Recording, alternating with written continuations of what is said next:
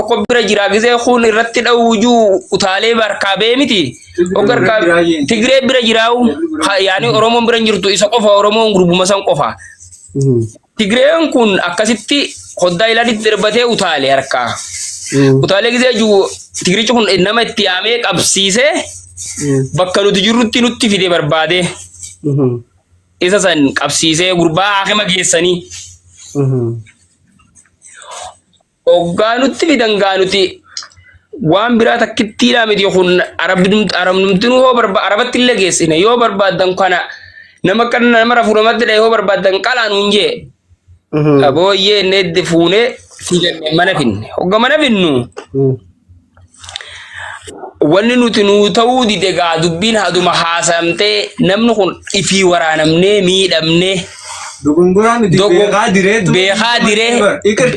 beekhaa direeti gurbaa qaba jiru iqirtaa jaaniir namni kun sijjeesee yaani gara si galchee baay'ee madaala irra soogite firfirsuun maal jedhamti tuffiidha fakkaatti sana akkasitti bakka sadii dirame gurbaa yaani jilba kanarra khillee jilbaa kun wullee isaa kana jala dirame harka kanarras bakkitee jeexurra waa fuudhan tana keessa waraane qolo yaani inni bakkuma hokkee tanaan lubbuu tanaan itti naqee jeesuu deemaa beek gurbaa jala akkatti jee malee irriba keessa utaalee bakka inni rafaa jirutti waraane bakka inni rafaa jiru waraanee bar nama rafaa jiru namni waraane namuma jeesa jedhama Aye. Waraanee dhiifama hoggaa jiruun akkami fudhatamanii qaba noqon akka keetitti egaa firallee dhaabaa isaa bara namni si waraanee si jeesudha rabbi isaa si jeese rabbi yoo si baase deebi'ee dhiifamoo si hinji ati kam jetta akka mataa keetitti akka nama yaani yaada keetitti dogongoraan osoo hin ta'in beekaa waraanee dhiifamaan eenyuma bira fuudhamaa oon Amma wanti tore tareera amma nabii keenya dubbiin teessa maami ooftii jennaani takkuttu dhiifne ta dhuftuuf yaannaa jedhan siigalee mi lubbuuki mucallee waraaname isinillee kaan tumtanii miidhanoo ka amaaraa kana moo ka oromoo kanatu irra miidhame kamtu irra godda'ame oromootu irra miidhame oromoo amaaraa maal miidhame boo oromootu miidhame way diini tokko irraa hin baane barsan harkumaan kakkabalame malee Amma isin warri bakkamii mucaa waraaname sunii fi ka waraane hoo eessa jiran? Numbira jiran yam? Numbira jira ka waraaname. Garsiifne jirra. Ka waraaname isin bira jira. Ka waraane isin bira jira? Ka waraane numbira jira? garsiifne jira. Isaan maraa garsiifne ka waraaname garsiifne irrallee hiine. Bakka sadeenu.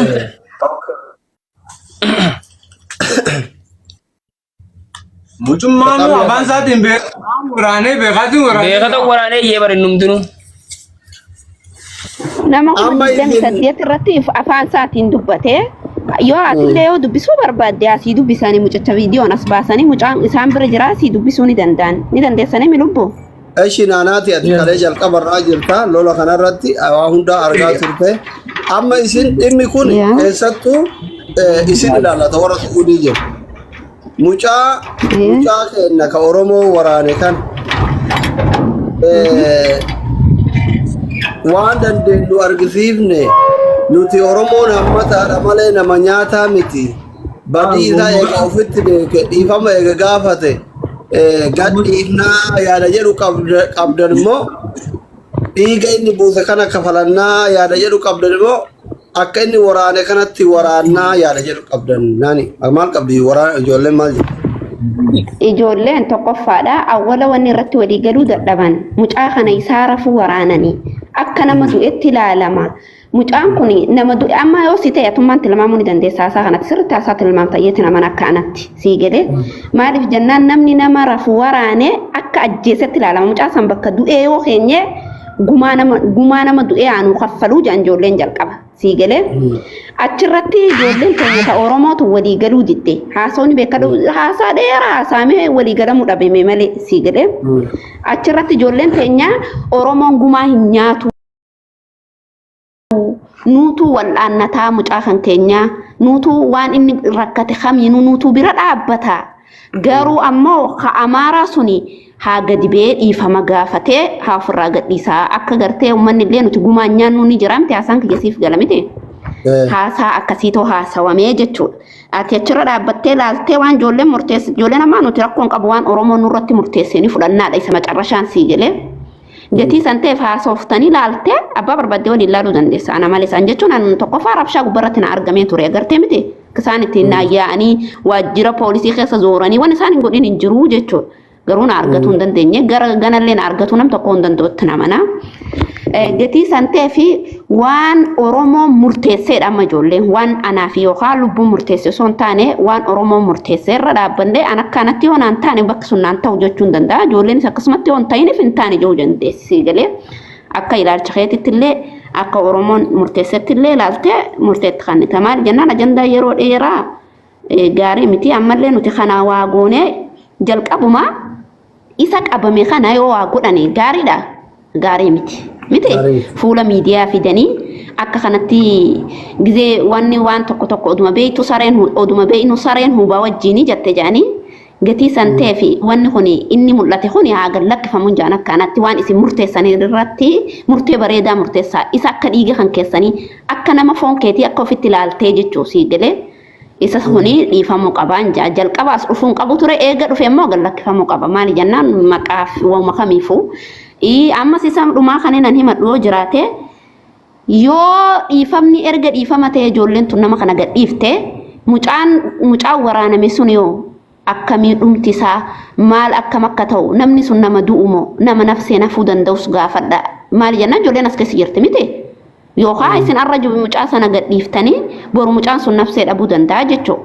Gatii san ta'eef mucaan sun nama fayyarra jiru moo nama lubbuu isaa dhaburra jiruudhaan gaafadhaadha murteetti kannaa tanallee gara fuulduratti illee yoo uummanni amaaraa sun akka dhaaddataniin yoo isaan nam tokko nuti kabajaan arra isaanii gallakkifnee fi isaan nama tokko nutti fidan immoo tatana caaltu akka dhuftu qofatti itti nu himtani maali jennaan isinii nurra dhageettii qabdanni mumkin yaani ni ta'a sii galee gatii san ta'eef haasawaadha waan isin murteessanii dhageeffannaree murteessin jalatti.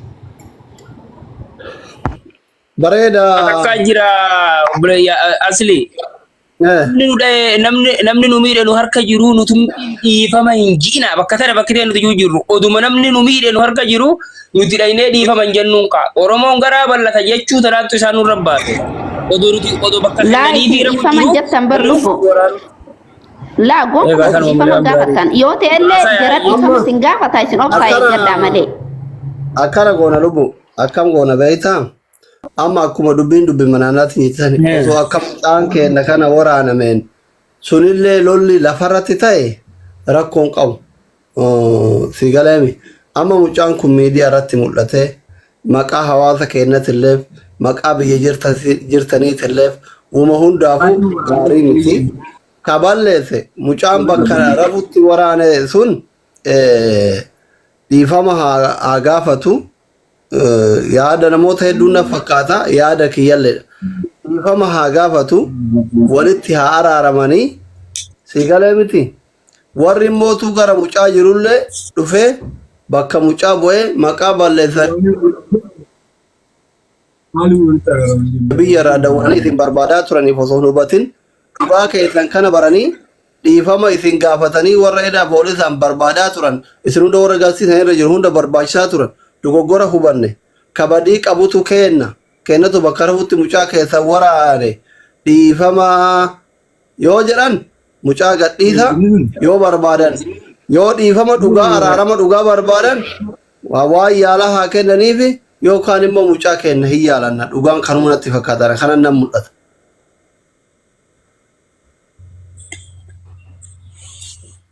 Lala.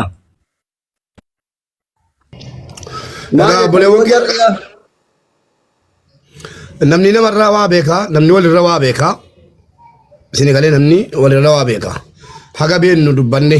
Ani wallaanannaa kana mee dhiisa duraanu wallaan yaani hakima geeffannee jirraati ni wallaanannaa kana hin jiinaani ummata kanaan ummanni bar ummata namni osoo bar haraa kanarra nu jiraa miti dangaa kanarra bar waan isaan namarratti hojjetan nu beeka. Yoo mi'a sabboonummaa qabna mee nuuf amaarri kun. osoo harka nu miidhe harkaa qabnu dhiifama mee. Nuti hin jennu dhiifama dhaynee yoo isin jennallee nuti TikTokii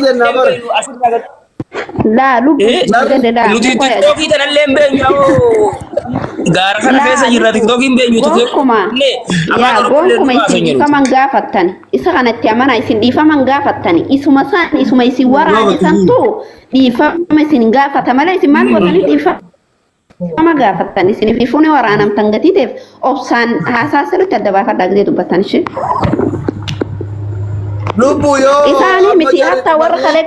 gareen jaraa warreedha Mubaarakiin fa Kiyyaa fa Naanaati Itoophiyaa fa Maammee Fiqir fa barbaachisaa ture Dubaay Suudii keessa barbaachisaa ture fi mucaa waraane kun dhiifama isin gaafate mucaan gad hin dhiiftan isin kaa maartichaan gad dhiiftamu gad hin dhiiftan.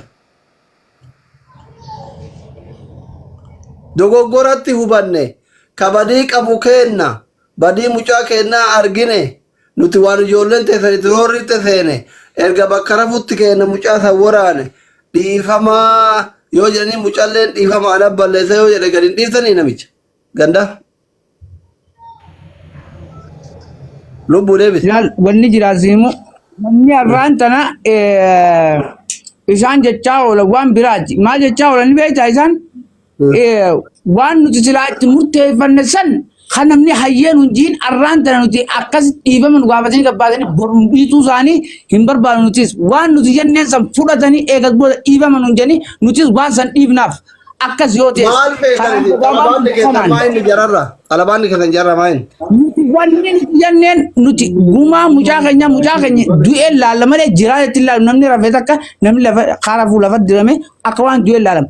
Gumaa nuti waan nuti jenneen san fudhatu idee namni badii osoo itti himu jiru akkasitti as harkaata nurra godhanii jaras keessa jirutti illee muutii qabatan nuti waan maal taaneef akkas nuti taanuuf arra yoo akkasitti dhiifama jenneen waan biraa dhalatu akkas tokko qofa beeka boru deebitoonni sun nutti waan san ta'eef yoo isaan waan nuti jenneen san fudhatanii dirqamaan fudhatanii eegas booda nuti waan sanuu ni dhiifnaaf wanni takka ni gargaaru nuti ni wallaan waan sanii namaa nuun geenye. Ma obboleewwan keenya Ammaan waliin hin barbaadamaa inni kana jee inatti mikaa. Guma gaafanne wanni biraan jirtu gumaadha gaafanne. guma gaafannaan harakaata godhan. Ilma ajjeesa. Meeqa gaafattan?